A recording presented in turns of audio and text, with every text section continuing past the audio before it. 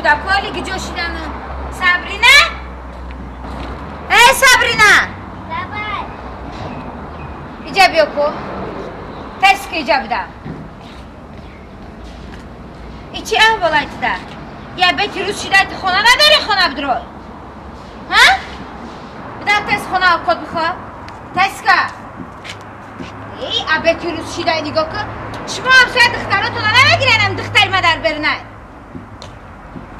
لحظه همسایه تینجی میشه همسایش مستازم خوبه شکر اما تینجی یه وزود بلند برومد الاخون شنم برومدو ها تینجی همی بیتی روز شیده کودکایی هم که برومدن بوزی کدستن یه بیت افتو نزدشون پگل آکای سعدی چی خیلی سلامتی سوزای زنگ میزنه؟ ها شکر سوزای زنگ میزنه سوزای کروش چی خیلی کروش خوبه؟ 6 سال دمو مسکو بود کروش ساز نبود هم که گفتمش بخیر بیا مردک خیلی نمیشه و کار بیا گفتم در همین دوشنبه کار شده کار ساز میشه اینا نه یک ماه پیش میگه کار یافتم کارم زور شده هر دو کودکا را بگی بیا ناز کو بگی برا هر دی کودک تو خیانگا نکیو همسایه شما رو هم نمیفهمیدگی آدم بدهین این شانس ایدست نتیانگا اوخی بگی برا هر دی کودک تا اما بردن در همسایه ای دو کودک میبرم نکی من 3 کودک دارم کو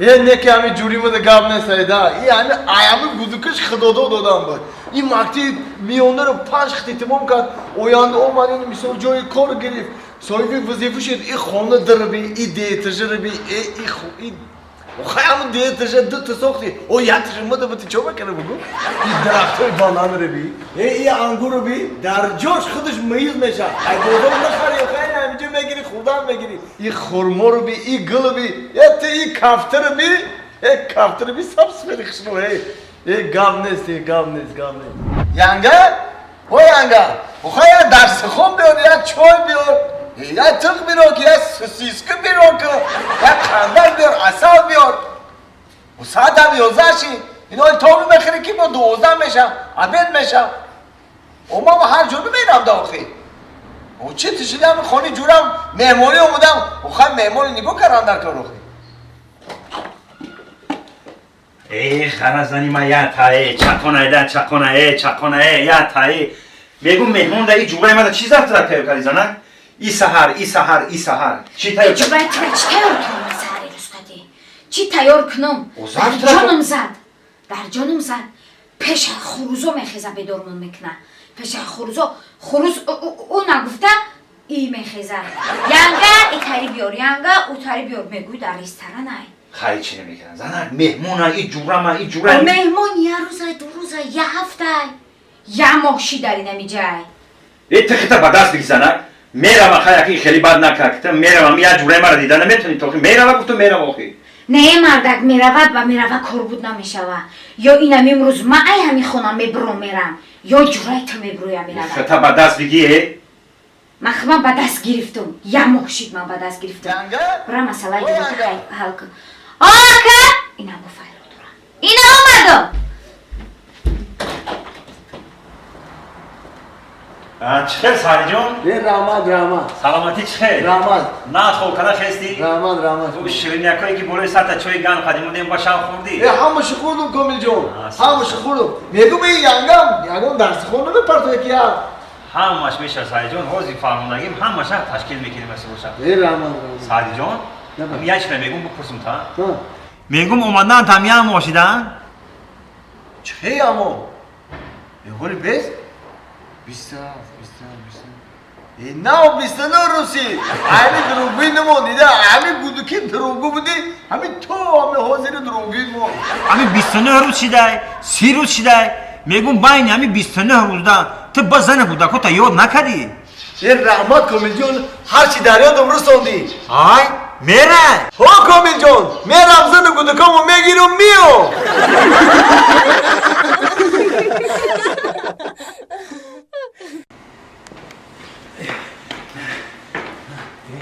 سلام علیکم رئیس با دیر کردی بخشیش رئیس جون خوردم موندم ساعت چند شید؟ ساعت 9 شد رئیس جون این همی آخران روزی دیر موندگی اگر ای پگه دیر موندی از کار آزاد کرده شدگی. مرج بخشش.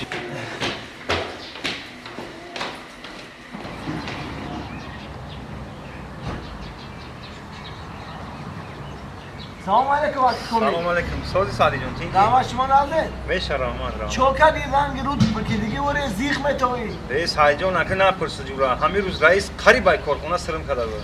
وو. برای چی؟ همین یه فعل بزرگ دارم سادی جان راست دیگه.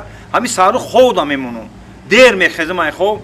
انا دیگه همین بدلیک دام میمونم ساعت هم میمونم بدلیک دام بدور شدن نمیتونم راست دیگه. نه در همین اینترنت یا توتی دیدم. همین توتی را بیشتر تعریف کردند. میگن سحر ده هم خشکشون میخزونه تا کی همین میخزونه تا بدورت میکنه. می با هم خاطر میگم برام یا توتی بخرم. با او توتی چند سمای؟ $1000 بده. همین زورش $1000 بده. وو $1000؟ $1000 بخرم که همین حقلا ساعتای 7 بدورم کنه کی 8 جای کار داشتم. هرکی کامل جون. لبای. چون میکنه $1000 توتی خریده رخصت کرده. $100 مده ته $100. ما 7 نه 6 دترا کوکو گفتم بدار میکنم تا. نه. وو. همین کار ایده سیستم میه یا نه؟ آکای کامل جون. یا مرد چیل هنر کمای؟ نشما که با پست همین تماما ای کار خارج ممکن سر ممکن. نه کامل جون. ما گفتم که همه می یا گام دارم تمام. خیر رفتیم مگه نه؟ رفتیم. زنک. آقا کاری اساسی را امروز مکردم زنک. آمده کن. اومدم. انا توتی خریدم زنک.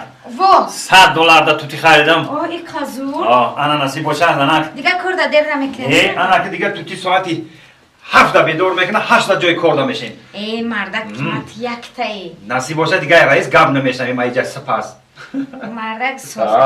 ای سپاس اول با یک توتی گرفته باشه یا تا دیگه دومرابو نیتا بگی مردک. میگیرم انا حرفی نمیگیرم.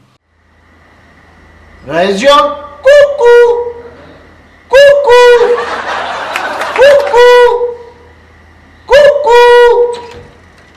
رحمت توتی جان رحمت بدور شدم خیسم رحمت رئیس جان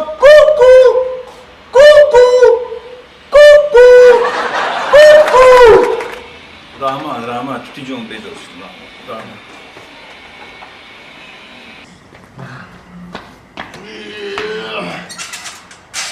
خواهش گم نه آخه هم کم ترنو شدیم همه همسفر دعوت کردن رفتیم اوز اگر با نمی میگم توتی شده خیچه گرفته او خواهد توتی خیچه گرفته نمیتونه که ما هم خوکساریم همین نه نگفتیم این رفتیم بیزار نوشیدیم این اگه اوزی بروا خور رفتم نکن که ساعت رئیس بیدار کردم نکن مطمئن ندارم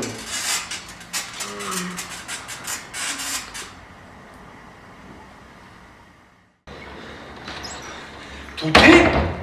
توتی اوی ساعت 10 شد که مرا بیدار نکردی خوب؟ چی؟ میگم ساعت 10 شد مرا چیدن بیدار نکردی؟ وو ساعت 10 شد؟ خیلی گو